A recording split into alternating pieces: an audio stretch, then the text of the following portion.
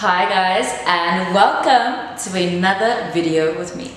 So in today's video I'm going to be speaking about colorism.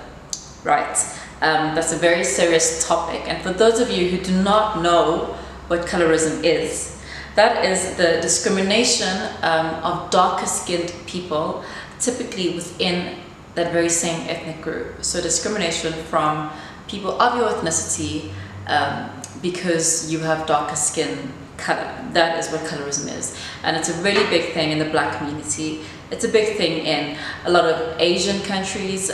It's something that we find worldwide, where being fairer skinned, being lighter is considered better. So now I only actually discovered the word colorism a couple of years ago. I learned it from the internet. That was the first time I had seen the word. But I knew the experience, or I knew what it was very early in my life. I just never had a word that was associated with the feeling of being judged for having darker skin. So I remember my first week of grade 1, my first week of primary school. You know, the excitement of that, you're finally in big school. And it was during, lunchtime or whatever activity we were doing in class, where you had to sing or hold hands and ring a rosies or whatever it was. And the guy next to me refused to hold my hand because he said that I was dark and it was gross and he didn't want to get himself dirty.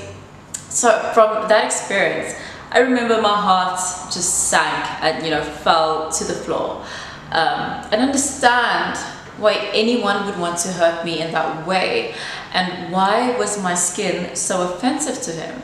As a young child, I couldn't make sense of it, and I didn't understand. It was a very painful experience for me. But that was just one of many traumas, I think, that I experienced growing up with darker skin. So that story was one of many traumas I experienced growing up as a darker skinned girl.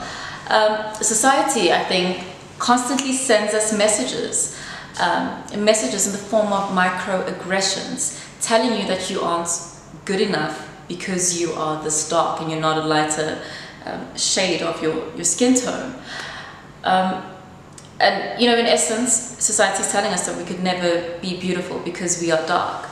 So every day, in primary school, that was a fight for me. I always had to prove that I wasn't any less because I was a darker skinned girl.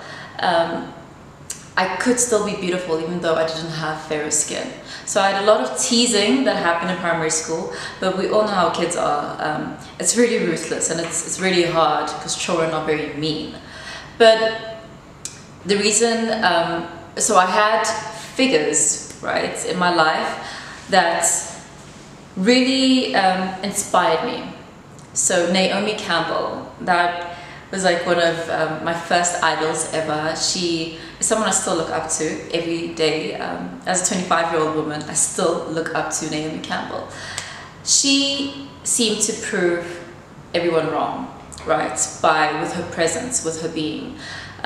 She looked like, the reason why I saw her as an idol was because she looked like me in the sense that we had the same skin tone. We were both black females, and but she still made it into beauty magazines. She still made it into fashion magazines, and that it gave me hope that the ideal beauty of, say, blonde hair and fair skin, that didn't hold ground in her case. That didn't hinder her from being what she was. And so she's always just been an idol for me, a figure, my personal hero, and I've always been determined to be just like her.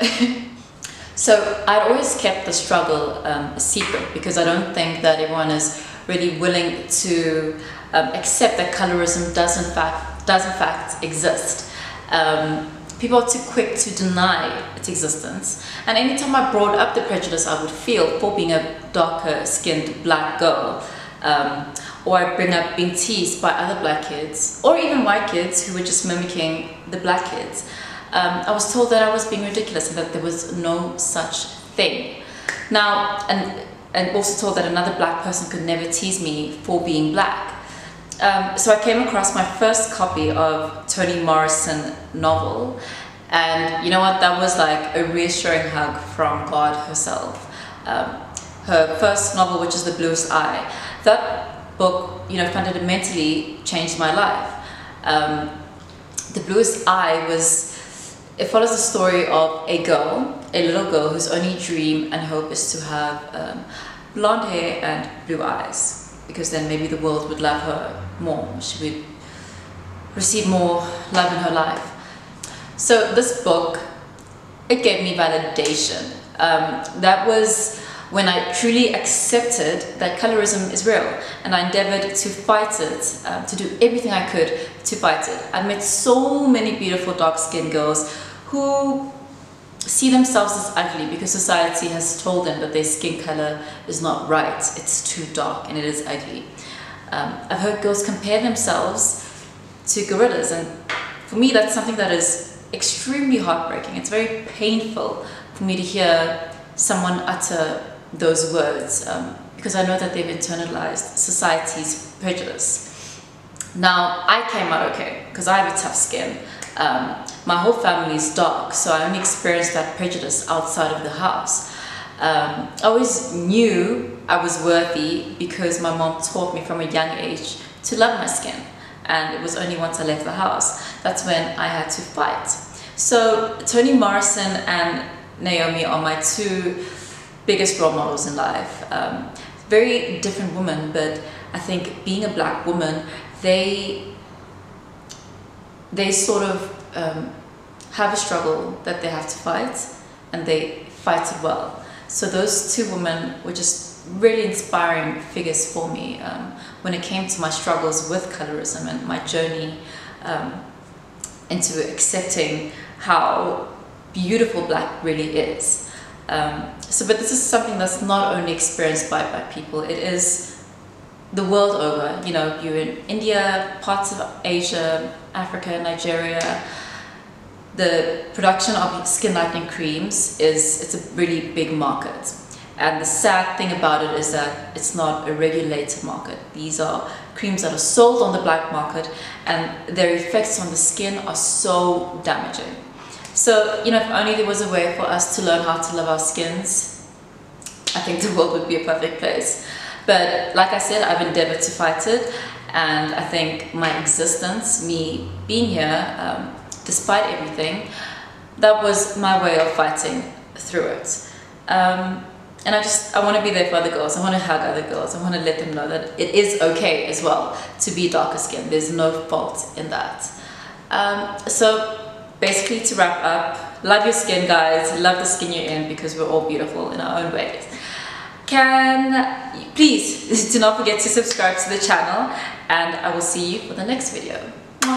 Bye.